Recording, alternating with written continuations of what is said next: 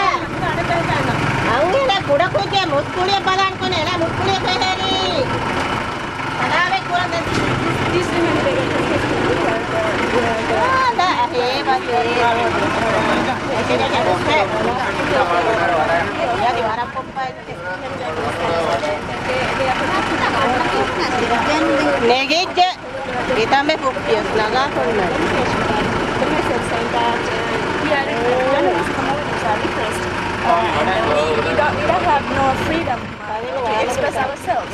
This is what exactly they are talking about. And what now is happening is the police came and then they have taken all the placards and all the slogans with them, and then they're trying to disperse the small crowd, and this is exactly what is happening now. This is very, very normal in this country. We are not free to do anything. No freedom of expression, no freedom of press in this country.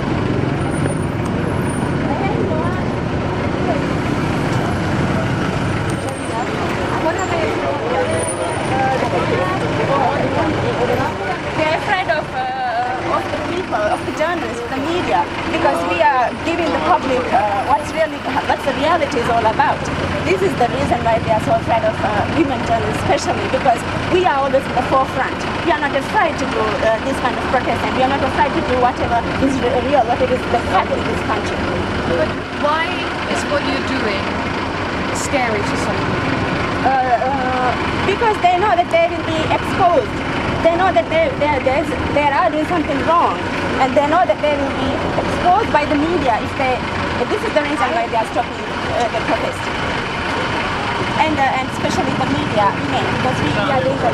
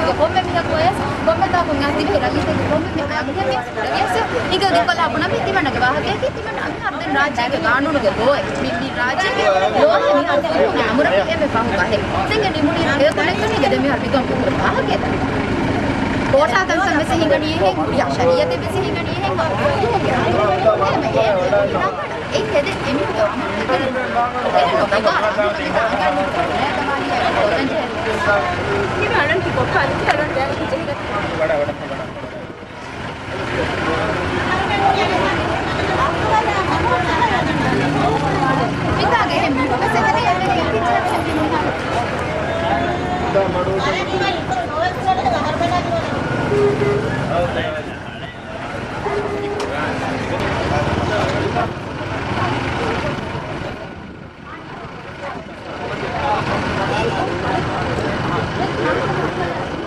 Babutte karme angalan benni tiiva puttina shidu dakka daleke ei dakkalan bennu vechiki medu dekkifa අස්තු වාවතකි හැම කුබ්බෙරින් බිරු ගන්නනේ හැම මේ ගෝලා බෝ අන්නාති හැම ගෙන්නු වෙකෙන් එවලේ නෙගේ එන අන්න ගඩිය මිහුන්ත පොනවාදනි එන වර පිරු ගන්න මෙහරුණ දෙකම එෆර හායිත දෙයිව කුලියේගේ මීය දෙම අලුක වෙන මර රීචක වෙලා හොනේ තිමන් වෙන ෆෙනිජේ වර අයිරණීයක එෆර අද මොති වර්ල්ඩ් ප්‍රෙස් ෆ්‍රීඩම් ඩේ අනිත්තන් මිතා මඩ බයක මද කොල්ලයන් ඔතිය මිහර වර නගල ආහාර මෙන්න කන් කිච්චේ එන්න අලුගමෙන් දනි අලුගම හව මක්සද හාසිල් විච අලුගම ගවිල්ල මක්සද එබිහුන් ආස හාසිල් කොතෙරස් නේගේ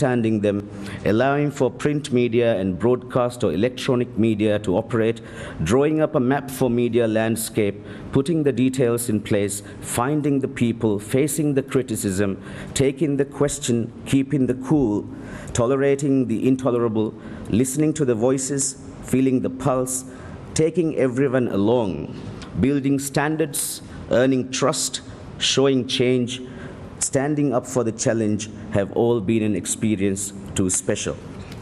The day I leave the media will truly be a sad day in my life. The plan you had for media reform, Mr. President, has become my dream and the dream of my colleagues at the media ministry and the media industry.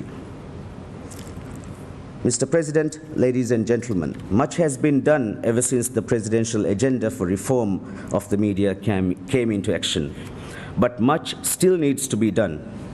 I'm told that the famous football stadium known as the Wembley Stadium in UK took 8 years to complete its renovation. That also a year behind schedule. Here in the Maldives, we are working on changing not only one sector, not only laws and procedures of a country, but we are carrying out sea changes in several sectors, mindsets, a culture, and a way of life. A year or two is just too short, just too brief, but we are confident that we can reach the target and achieve a new horizon of media freedom, constitutional reform, judicial reform, criminal justice reform, human rights reform, elections reform, if we kept the momentum, kept the plan, kept the focus, kept the genuineness, and most of all, kept the unity. Mr. President, ladies and gentlemen, a day of press freedom is not about celebration alone. It is also about reflection, where we have gone wrong, what needs to be corrected, where we have failed, and what needs to be remedied. Democracy is not a constant. Democracy is not a destination. It is a process.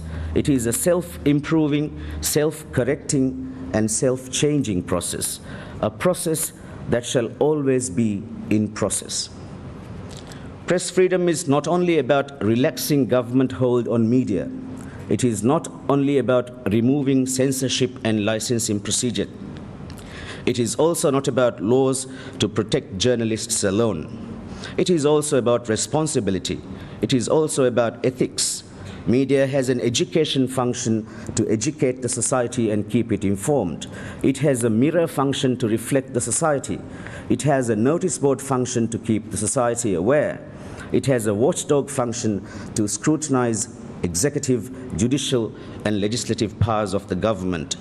The media cannot do that job if it fails in its responsibility, its accountability, its ethics, and its transparency.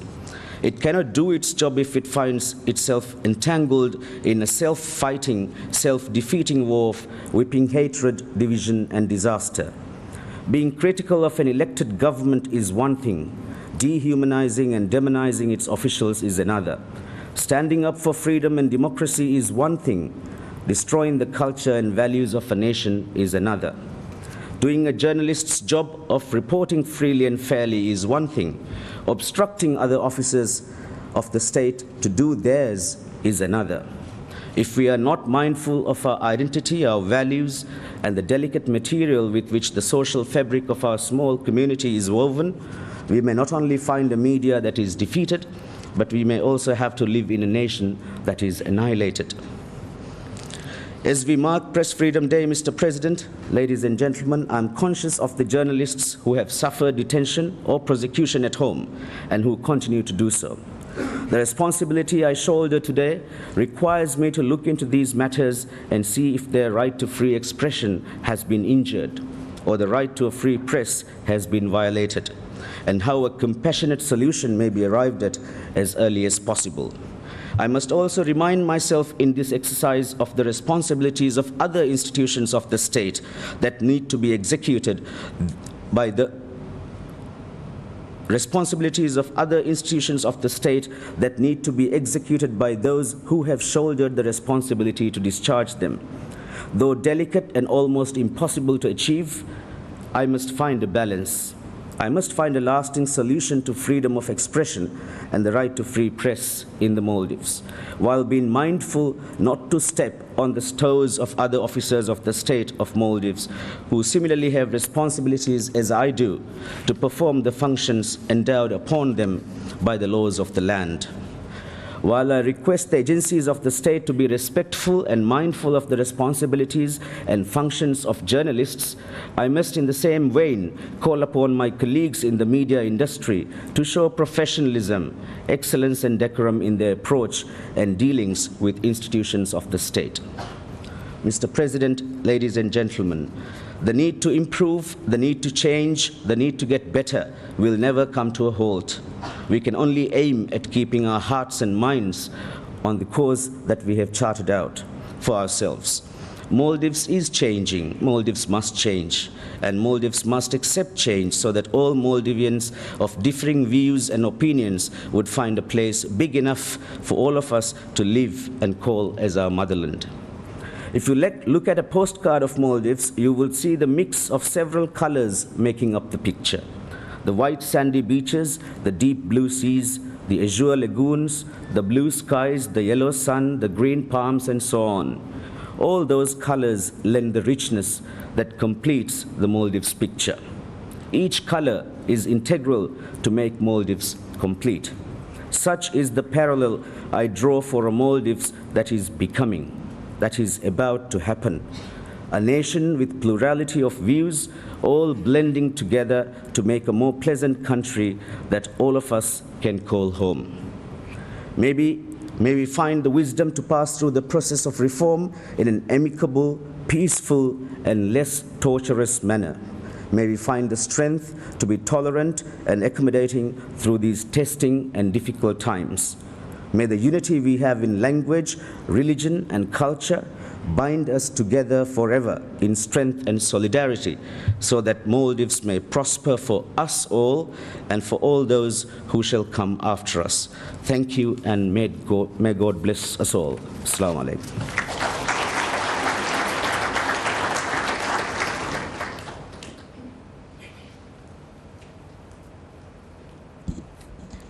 Thank you, Honourable Minister, for that positive welcome address.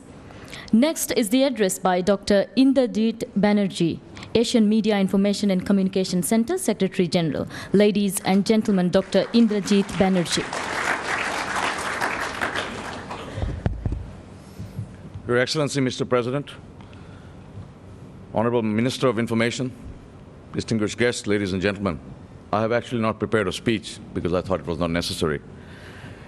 I'll just share a few of my thoughts on this event and how it came to be. When I met His Excellency the President last year, along with the Minister, and I asked him whether we could have the World Press Freedom Day event in the Maldives, he didn't hesitate even for a second. He said, of course, we will have this event in the Maldives. And then since then, along with the Minister of Information and UNESCO, we've been putting this together. Mr. President, I think we are deeply honored by your presence amongst us. And the very fact that you've come here to grace this very first World Press Freedom Day commemoration in the Maldives is a sign of the commitment of the government of Maldives to press freedom. Across the world, waves of democratization and freedom are sweeping.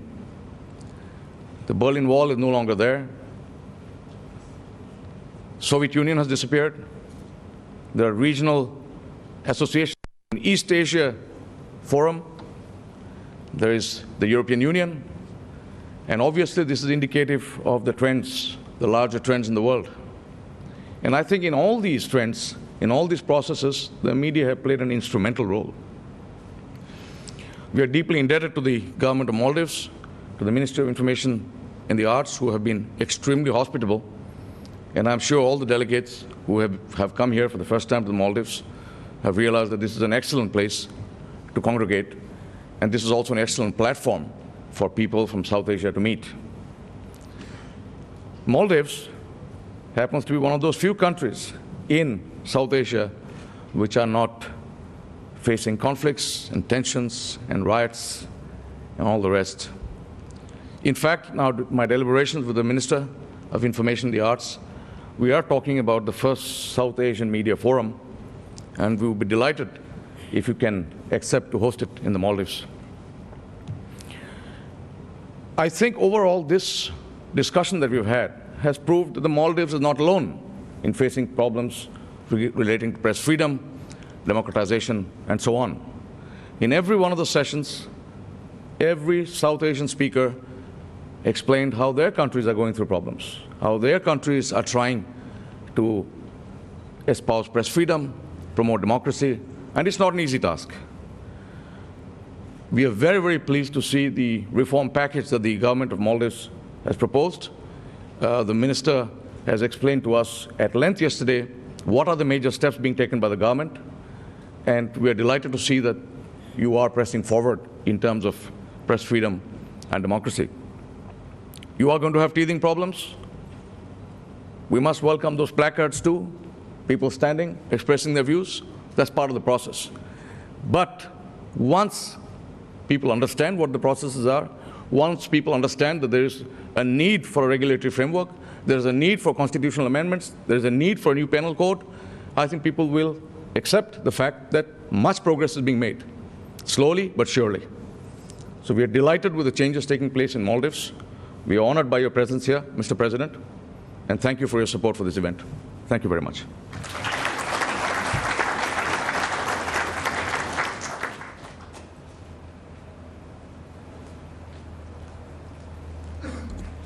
Thank you, Dr. Indrajit Banerjee. Distinguished guests, ladies and gentlemen, next is the address by His Excellency President Ma'mun Abdul Gayoom. Ladies and gentlemen, His Excellency President Ma'mun Abdul Gayoom.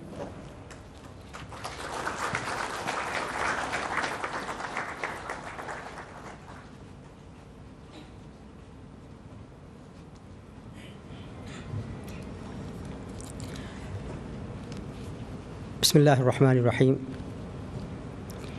Honorable Ministers, distinguished delegates, ladies and gentlemen. May I first of all extend my sincere felicitations to all the distinguished delegates and to all the members of the press present here on the occasion of World Press Freedom Day. I thank AMIC and UNESCO for giving us the opportunity to bring this important regional gathering to the Maldives. We are indeed proud to host this meeting in Mali, and I thank you, Mr. Banerjee, for requesting that this meeting take place in this country this year. Thank you very much. Looking at the issues that have been addressed at the special session, I'm confident that the discussions have made an important contribution to the development of a free press in South Asia, and have also provided the Maldives with a further yardstick in our efforts to introduce wide-ranging media reforms as part of the democratic reform agenda that I had announced 3 years ago. Distinguished delegates, press freedom in the Maldives is a fast-moving work in progress. It is nourished by the country's promising social and economic development, the facilitation measures introduced by the government, and the rising assertiveness of the media community. The result is a burgeoning media and press, replacing the comparatively docile press of a few years ago with a predominantly critical press, even if overly politicized. Clearly, the announcement of the democratic reform agenda is a watershed event. It commits the government to developing a modern legal framework to strengthen fundamental rights, including the development of a raft of reforms to encourage media freedom. The promising socio-economic progress of the Maldives has today created an enabling environment for strengthened fundamental rights and the promotion of a free press. The country's per capita income, which was less than $300 in 1978, is now at well over $2,600. In recent decades, the literacy rate in the Maldives has increased to 99%. We reached universal primary education at the turn of this millennium. Our school enrollment ratios have vastly increased, and the level of public discourse has been significantly strengthened by the educational achievements of the population. These have naturally improved the human resources in all walks of life, including the area of journalism, while at the same time creating markets for news, views, and information.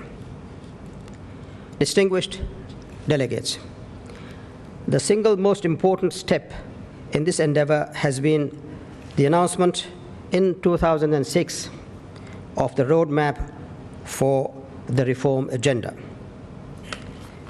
which, among others, shows a commitment to modernizing the legal framework to promote a free press in the country.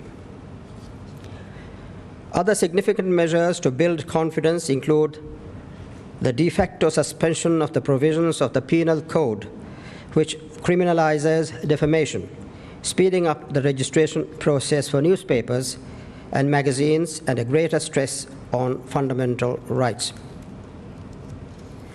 The government has always facilitated the work of the media, but with the introduction of the reform agenda and the pace of national progress in recent years, the need was apparent to further strengthening our relationship with the media. As such, in 2004, a strategic communications unit was established to increase transparency and openness within the government and to promote government communication with the media. The unit is headed by the chief government spokesman, whose mandate is to strengthen government communication with the local and international press and all other stakeholders. The recent transformation in the media sector of the Maldives has been nothing short of remarkable. It was not long ago that we had only 3 registered dailies.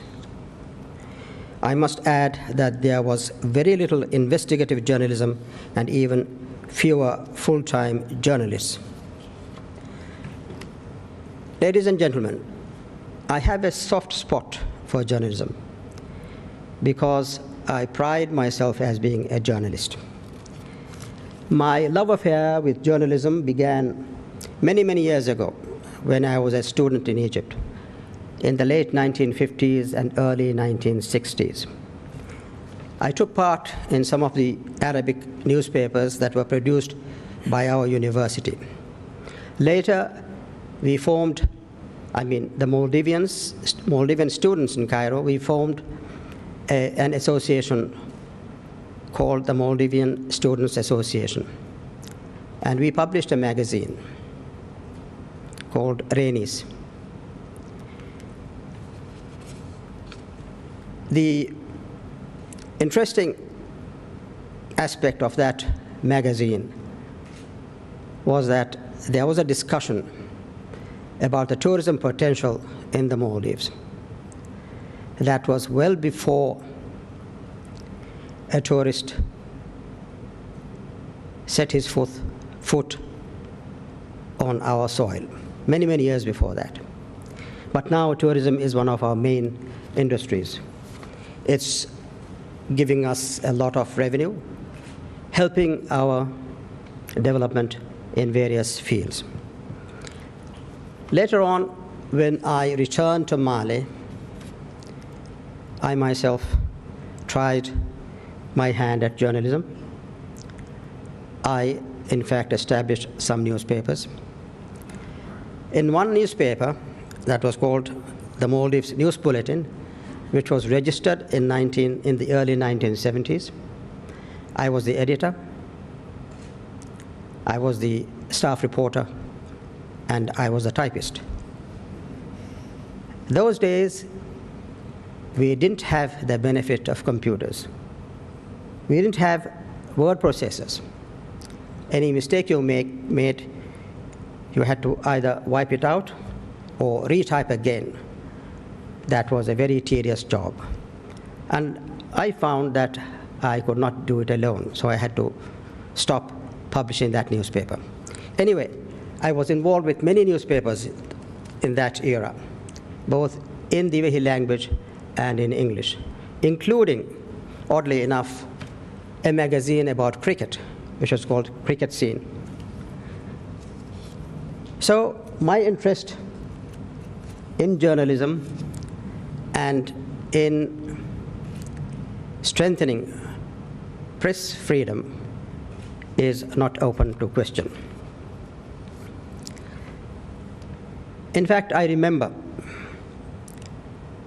that in the early 1970s, I was accused of criticizing the government in the confines of my own sitting room, in the confines of my own dining room. I was put on trial, and I was sentenced for 4 years banishment to a remote island. I served 4.5 months before I was released. A year later, I was put in prison. I spent 50 days and nights in solitary confinement. So we have come a long way. Now you find in our newspapers articles openly criticizing the government. As the minister has just said, our press is very free. They can write about anything. They can criticize the government, condemn the government, and put forward all sorts of allegations, unfounded allegations about the government. But all our journalists are now free. They're enjoying their life at home, in the society. Nobody is even questioning them. That is how far we have come in the road towards strengthening freedom of expression and freedom of the press. I'm, at the moment, the editor of a weekly periodical which has been in circulation for the past 20 years. It's a very small newspaper, a very small journal, maybe the smallest in the world, but is continuously being published week by week, every Friday. I have just finished my article for tomorrow's edition, in which I speak about freedom of expression in Islam, because that is a periodical oriented towards the Islamic outlook on things. It was not long ago that we had only 3 registered dailies. I must add that there was very little investigative journalism and even fewer full-time journalists those days. Today, though, we have no less than 7 dailies, 15 weekly magazines, and 70 other regular publications, the vast majority of which carry strong political reporting. It is also interesting to note that most publications in the country are independently owned and carry highly critical comments on the government. We must also not forget the rise of internet reporting, with many news and views websites on politics in the Maldives. Distinguished delegates, training has been another focus area in the government's efforts to strengthen the country's media sector. The Press Forward Maldives campaign, which was launched on the 21st of January this year, is designed to conduct monthly training programs and media sensitization workshops.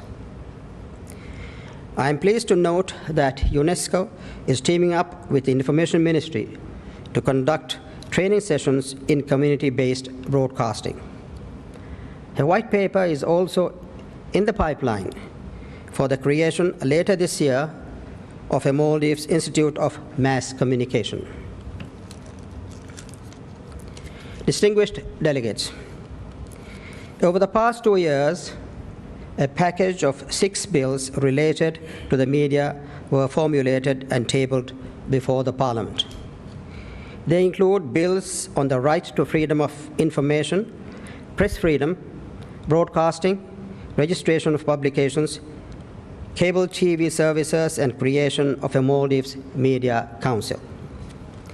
Even if these bills have not been passed by Parliament to date, they point to an era of strengthened media freedom and reflect the vision, intention, and direction of the government. I wish to acknowledge here the dedicated efforts made by the Minister of Information and Arts, Mr. Mohammad Nasheed, in developing the legal framework, facilitating training and streamlining procedures to promote a new era of press freedom in the Maldives. Mr. Nasheed is a lawyer by profession. What he said about forgetting the law is not true. In fact, he is one of the best legal minds that we have today.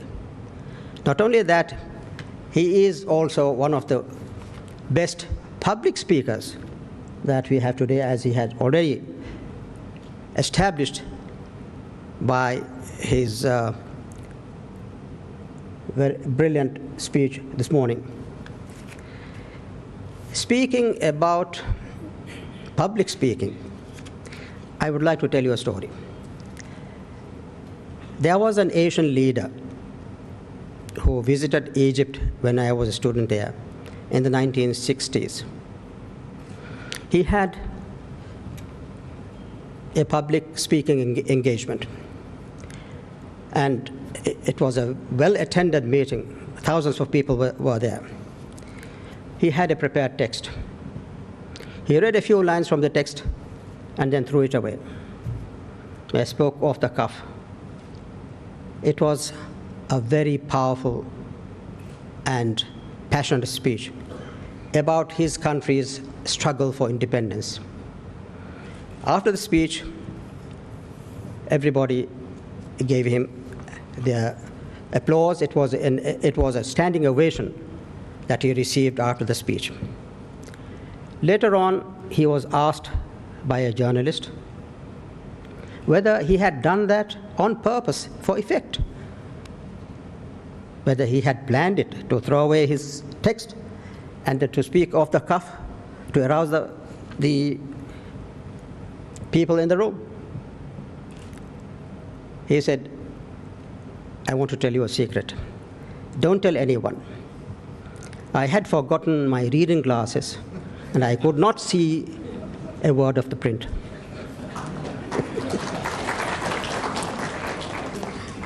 So I'm happy that I brought my reading glasses today. Distinguished delegates, the strength of the media or its impact on democratic transition can never be overestimated.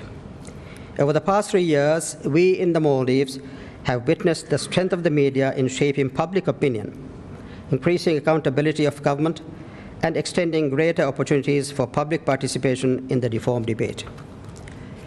Many of you in this room can be proud to be important stakeholders in our reform program. I wish to therefore thank you for your tireless efforts and assure you of my government's continued commitment to providing you with an enabling environment for your work. State broadcasting, too, has reached new and previously uncharted territories. Both Television Maldives and The Voice of Maldives have undergone a tremendous transformation in recent years, and the government is firmly committed to making them modern state broadcasting organs. On the 28th of March this year, the Maldives opened for private broadcasting. In addition to the state broadcaster, we will soon have private and community broadcasters. This will no doubt be a giant leap forward in our efforts to strengthen press freedom in the country. It is heartening to note that our international stakeholders provided important technical expertise and support to this process, and that our journalists had also made a significant contribution to it. Distinguished delegates, information is vital to human progress. Not only do they open our minds and advance intellectual achievements, but they also provide the basis for social and economic organization. In the area of governance, the right to information is the modern standard. Holding governments accountable, as well as advancing the public interest, requires transparency. A free press is a watchdog of the public interest. In many parts of the world, as in South Asia, it is important to improve the legal frameworks that strengthen the right to information and media freedom, as well as promote values of peace and progress. It is a state obligation to promote media freedom, because the media are there to protect the public interest. From this, it follows that there are ethical and moral standards and values that must be upheld by a free and responsible press. I thank you.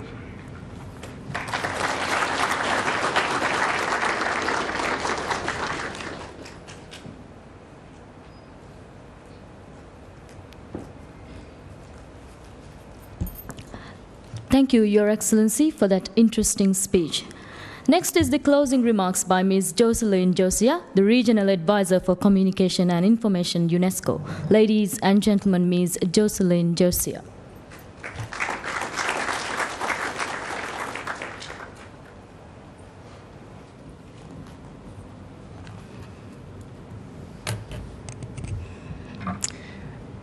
Your Excellency, Mr. President, Honorable Minister of Information and the Arts, Dr. Banerjee, members of the media, UN and other colleagues, distinguished guests, ladies and gentlemen,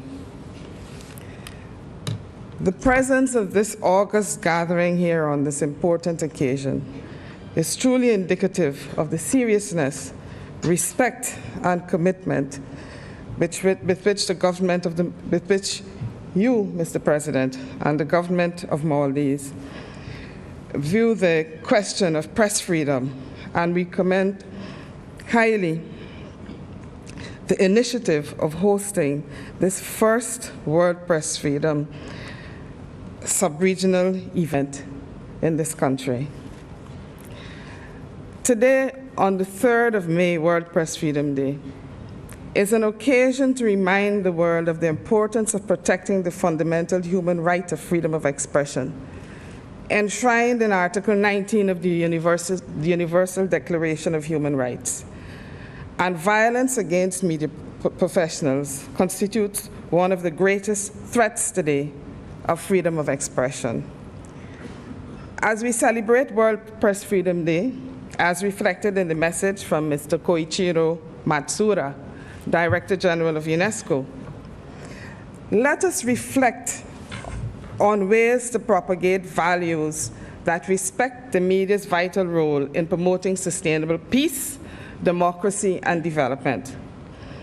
Let us commemorate media professionals who have lost their lives and honor those who bring us information despite danger and risk.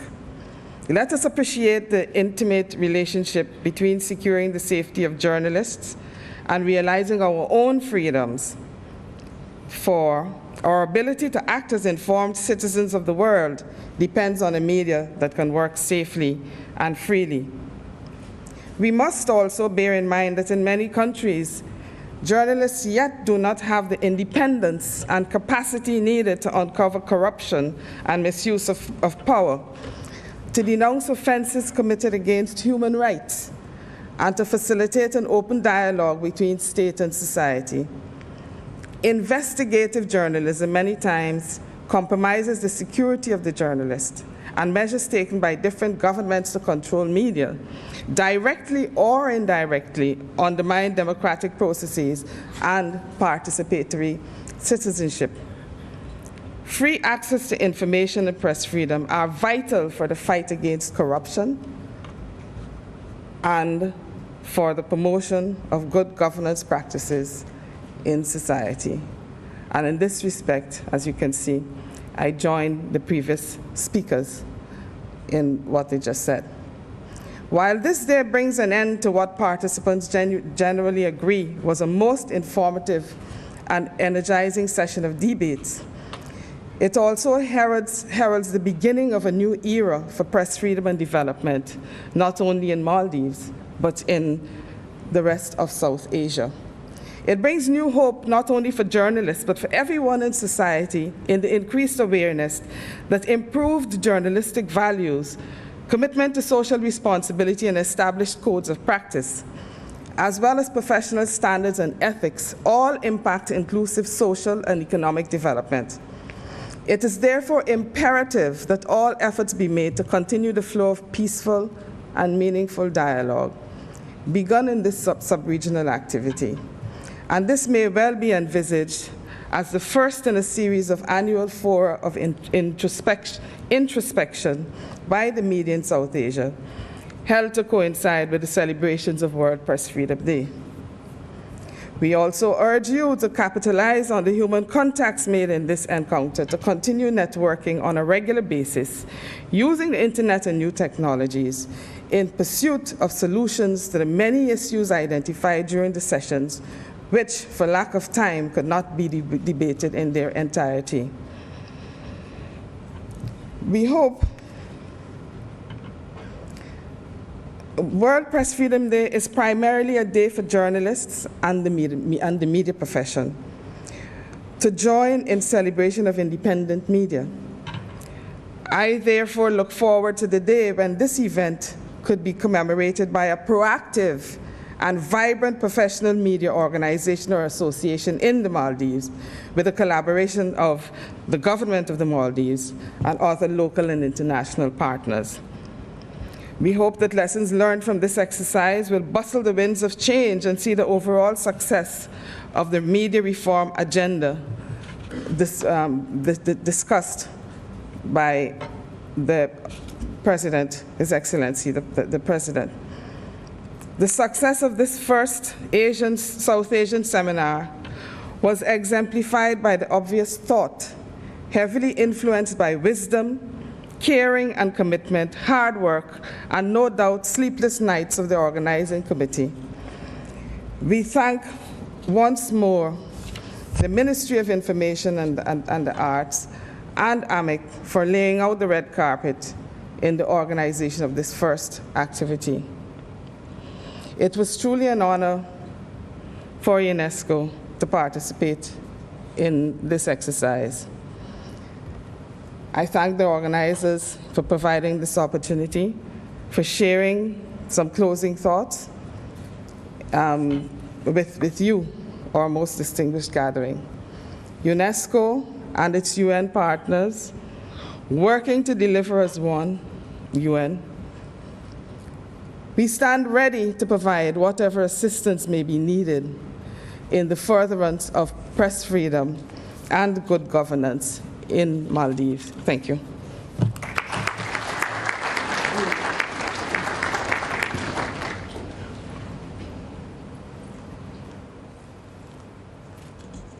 Thank you, Ms. Jocelyn Josia. Ladies and gentlemen, that concludes the special session to commemorate the World Press Freedom Day 2007. Well, for the participants, it's a long day ahead. Wish you all a very interactive and informative sessions and a great stay here. Ladies and gentlemen, you all must be longing for a cup of tea. It's very finely arranged. Thank you for being here this morning.